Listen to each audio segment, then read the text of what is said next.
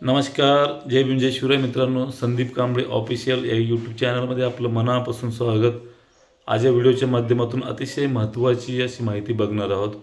आपल्या सगळ्याला अवगत असेल, गेल्या 17 सप्टेंबरपासून आपण संपूर्ण महाराष्ट्रामध्ये टार्गेट 75,000 शिक्षक भरती व्हावी या दृष्टिकोनातून अनेक पाठपुरावे करतो. ग्रामपंचायतपासून तर जिल्हा परिषद अध्यक्ष असो किंवा लोकसभा मतदारसंघाचा तो खासदार असो, यांच्यापर्यंत आपण पाठपुरावा केला. सुरुवातीच्या काळामध्ये मुख्यमंत्री, दोन्ही उपमुख्यमंत्री, शिक्षण मंत्री, राज्य शिक्षण मंत्री, विरोधी पक्षनेते या सगळ्यांपर्यंत आपण जो काही आपला पाठपुरावा आहे तो सतत चालू ठेवलेला आहे आणि आपला पाठपुरावा आजही चालू आहे.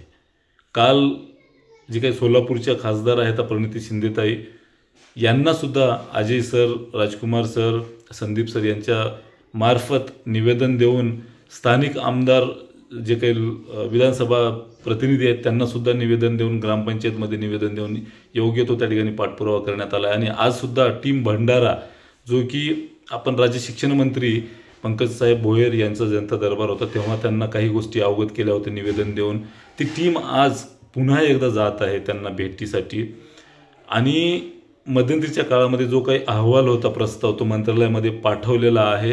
स्थानिक तिथले OSD जे आहेत तहसीलदार यांच्या मार्फत मला कॉल आलेला, त्यांनी सविस्तर मला सांगितलेलं होतं आणि लवकरच त्याच्यावर निर्णयसुद्धा होणं अपेक्षित आहे. कारण एक प्रत जी आहे ते पंकज भोयर साहेब यांच्याकडे होते आणि त्याचाच एक आढावा घेत त्यांनी 2 दिवसापूर्वी मंत्रालयामध्ये अधिकाऱ्यांची एक बैठक घेतली. आपल्या सगळ्याला माहिती आहे, स्थानिक जे काही मुख्यमंत्री आहेत आपले, त्यांनी एक जी काही MPSCमधून म्हणा किंवा अनुकंप तत्वावर त्या ठिकाणी समांतर आरक्षणातली जी काही पदं होती ती पदांची नियुक्तीपत्र जी आहे ती त्यांनी वाटप केलेली आहे.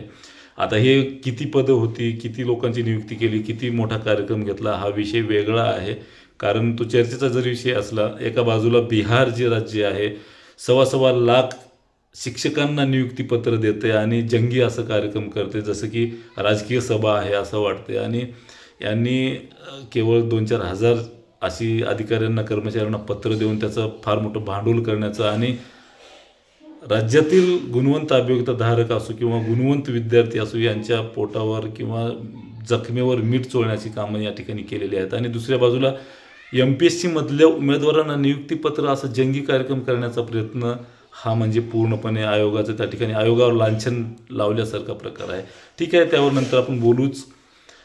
पण एक बाब आहे जी कार्यक्रम झालेला आहे, त्या कार्यक्रमामध्ये त्यानंतर त्याचा आढावा जो घेण्यासाठी, शिक्षण विभागाचा घेण्यासाठी पंकज भोयर साहेब यांनी मीटिंग घेतलेली होती अधिकारी वर्गांसोबत. त्याच्यामध्ये स्पष्ट सांगितलेलं आहे की या महिन्यामध्ये लवकरच रजिस्ट्रेशन जे आहे ते सुरू होणार आहे शिक्षकांसाठीचं.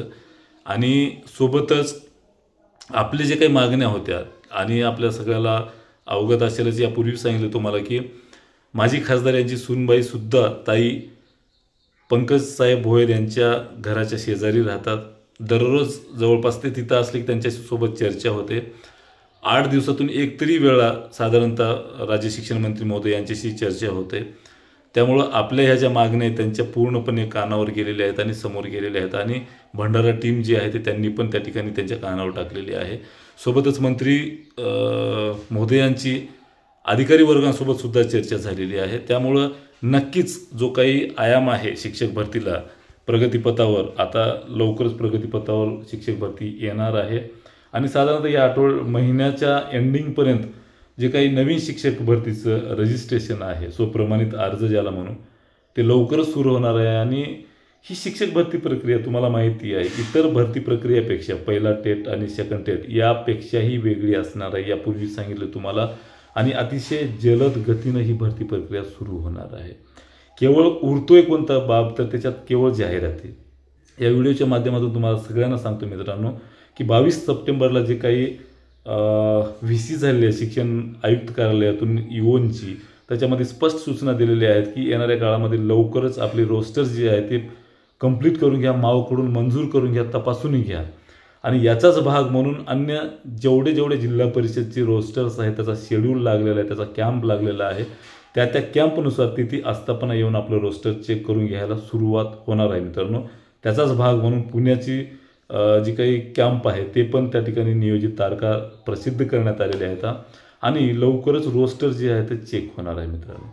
आणि हे रोस्टर मावाकडून चेक झाल्याच्या नंतर त्या जाहिरातीसुद्धा प्रसिद्ध होतील. तोपर्यंत अनेक अडचणी येतात. ह्या जाहिराती येत असताना संच मान्यतेचा विषय आहे. शाळा समूह शाळा, एकत्रीकरण क्लस्टर शाळा हे धोरण आहे. कंत्राट शिक्षक आहे, UDASमध्ये कंत्राट शिक्षक चढवलेले आहेत.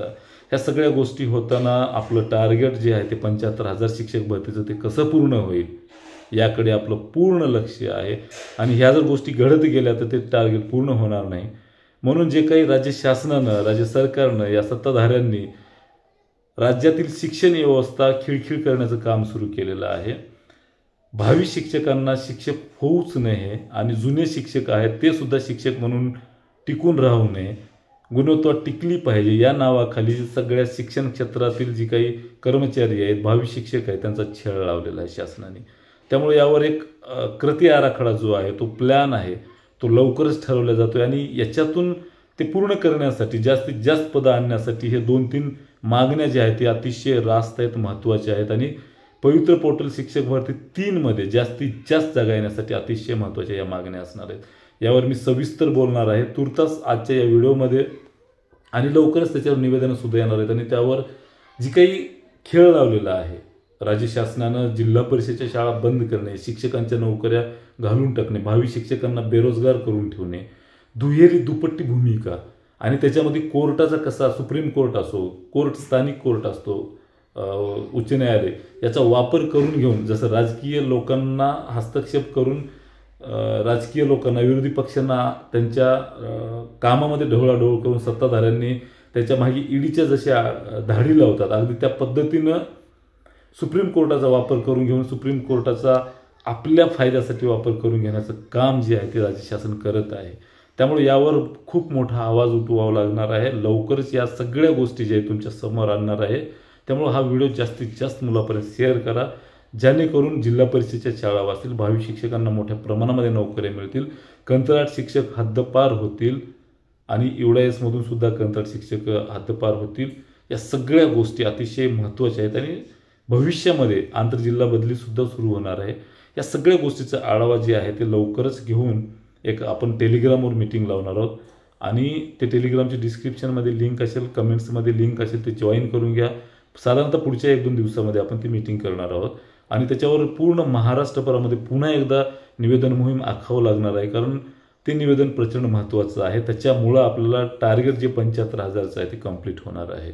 साधारणतः शिक्षकांच्या नोकऱ्यासुद्धा टिकून राहणार आहेत आणि जिल्हा परिषदेच्या शाळासुद्धा टिकून राहणार आहेत. आणि जिल्हा परिषदेच्या शाळा टिकून राहतील तरच शिक्षकांची नवीन निर्मिती होईल, नवीन पदं निर्माण होतील. ग्रामीण भागातील जे काही वस्ती, तांडे, पाडे, आदिवासी भागातील गोरगरिबांचे पाल्य आहेत, पालक आहेत, त्यांचे पाल्य आहेत, त्यांना शिक्षण मिळेल.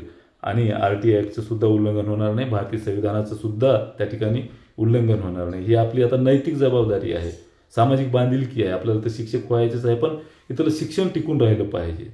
शिक्षणाची ज्ञानगंगा ही जी आहे ती घरोघरी गेली पाहिजे. बहुजन हिताय बहुजन सुखाय ही तत्त्व त्या ठिकाणी अंमलबजावणी झाली पाहिजे, तरच कुठेतरी जिल्हा परिषदेच्या शाळा टिकून राहतील. आणि याच्यामध्ये आपल्याला सगळ्यांना सहभागी व्हायचं आहे. आणि याचाच भाग म्हणून पूर्ण महाराष्ट्रामध्ये जी काही आपण जिल्हा परिषद पिंजून काढतोय, ग्रामपंचायत पिंजून काढली, त्याचाच भाग म्हणून उद्या नांदेडच्या जिल्हा परिषदेमध्ये मी स्वतः साधारणतः 10:30च्या आसपास 11पर्यंत हजर होणार आहे. आपण सुद्धा मोठ्या संख्येनं त्या ठिकाणी या RTI करायचं आहे आपल्याला. काही ज्या गोष्टी आत्तापर्यंत कोणी सांगितलं नाही त्या गोष्टी तुम्हाला त्या ठिकाणी सांगितल्या जातील आणि त्या पद्धतीचा त्या ठिकाणी पाठपुरावा केला जाईल. आणि त्यानंतर टेलिग्राम मीटिंगमध्ये पण आपण त्या गोष्टी करणारच आहोत. त्यामुळे सगळ्यांना आव्हान आहे, सगळ्यांना विनंती आहे, त्या ठिकाणी आपण आवर्जून उद्या जिल्हा परिषद नांदेड या ठिकाणी मी येतोय, तुम्ही पण या, शेकडोच्या संख्येनं उपस्थित राहा एवढी तुम्हाला विनंती आहे. आणि संदीप फणसे सर जे काही रोस्टर हक्क समितीचे अध्यक्ष आहेत, राष्ट्रीय रोस्टर, त्यांनी आजपासून पुणे मनपाच्या या ठिकाणी कुठल्याही प्रवर्गावर अन्याय होऊ नये आणि रोस्टर जे काही आहे ते सदोष त्याच्यातले जो काही त्रुटी आहेत ते दूर व्हाव्यात यासाठी आमरण उपोषण सुरू केलेलं आहे. तर पुण्यामध्ये स्थानिक कोणी असतील तर त्या तुम्हाला सगळ्यांना विनंती आहे त्या आंदोलनामध्ये सक्रिय सहभागी व्हा, जेणेकरून कोणत्याही प्रवर्गावर त्या ठिकाणी अन्याय होणार नाही. आणि यांचं काम जे आहे ते रोस्टरसाठी खूप मोठ्या प्रमाणामध्ये काम करतात. त्यामुळं कोण्याही प्रवर्गावर अन्याय होऊ न देता त्या पद्धतीनं रोस्टर प्रक्रिया जी आहे ते मंजूर व्हावी आणि कोण्याही गटावर प्रवर्गावर अन्याय होऊ नये यासाठी त्या ठिकाणी ती काम करत असताना त्या ठिकाणी तुम्ही त्याचा एक भाग व्हावा ही विनंती आहे. या व्हिडिओच्या माध्यमातून हीच विनंती करायची होती मला. आणि उद्या मी नांदेडला आहे तर तुम्ही पण नांदेडला या मित्रांनो. तुर्तास थांबतो. यापेक्षा वेगळे प्रश्न असतील तर नक्की कमेंट्स करा, आपण त्यावर चर्चा करूया. थांबतो. धन्यवाद. जय भीम, जय शिवराय मित्रांनो.